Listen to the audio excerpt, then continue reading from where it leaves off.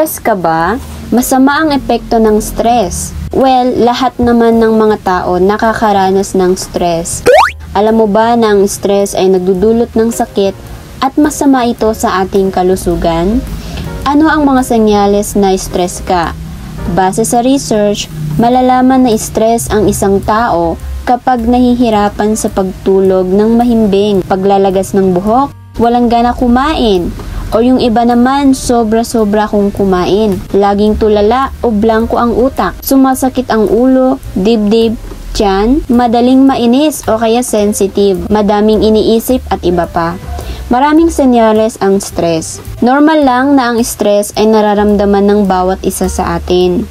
Ang mahalaga, dapat inaalam natin kung saan nagmumula ang stress natin.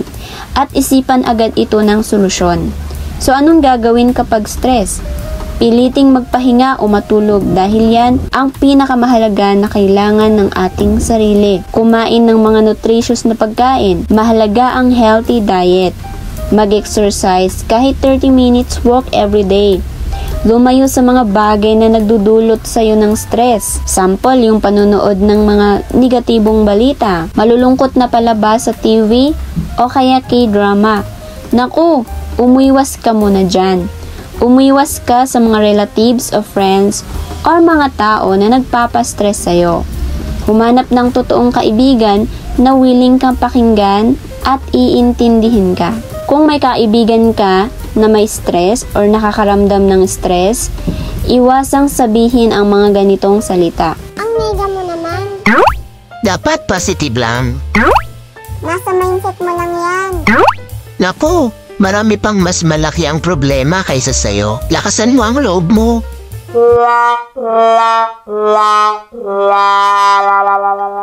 Ang mga salitang ito ay hindi nakakatulong sa mga taong stress or may anxiety.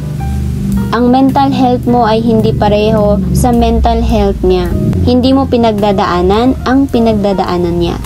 Kaya kung stress ka, pumili ka ng tao or trusted friend mo na pwede mo pagsabihan ng mga problema mo. Bigyan din ang sarili ng break time.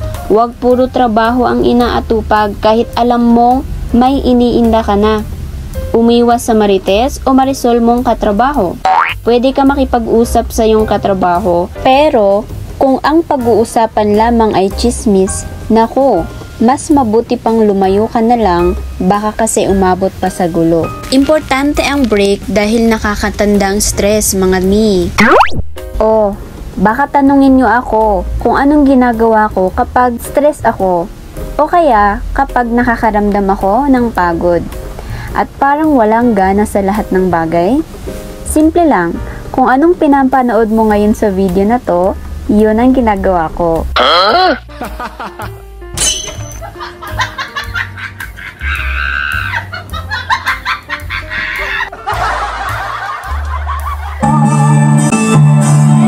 Totoo lang, maraming paraan ngayon na pwede nating gawin para maiwasan ang pagka-stress.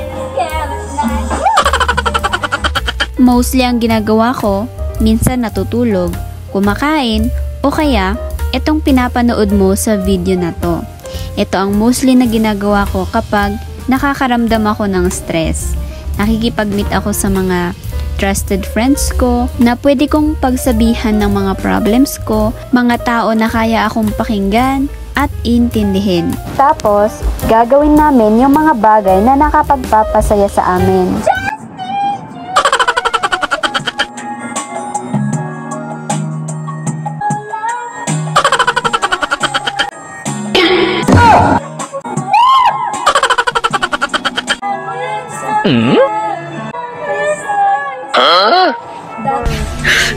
你别笑。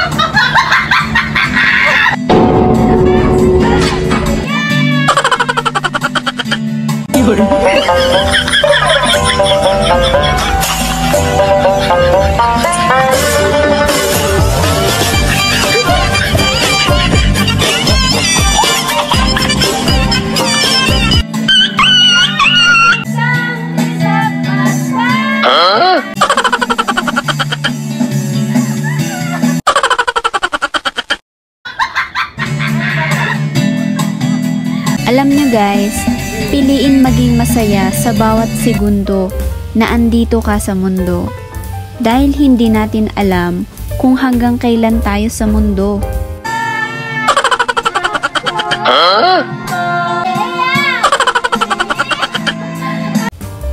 Naiintindihan ko kapatid ang problema mo at pinagdadasal ko na sana ma-overcome mo yan. Na sana, balang araw, makita ng iyong pamilya ang ngiti sa iyong labi. Huwag ka sanang mag-isip ng masasamang gawain sa iyong sarili.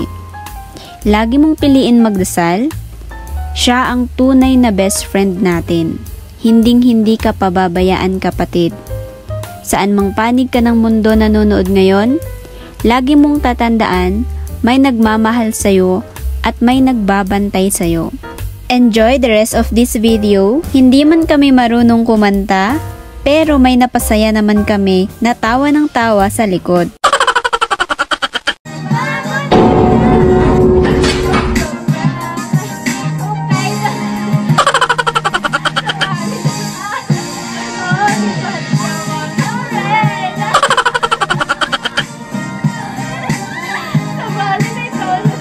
Sana nakatulong ang konting video na ito. At kung nagustuhan mo ang video na ito, masaya na ako kapag nag-comment ka sa ibaba. Paki-comment kung saan ang location mo and don't forget to subscribe para updated ka sa mga videos na aking i-upload. Yun lang, God bless, bye-bye!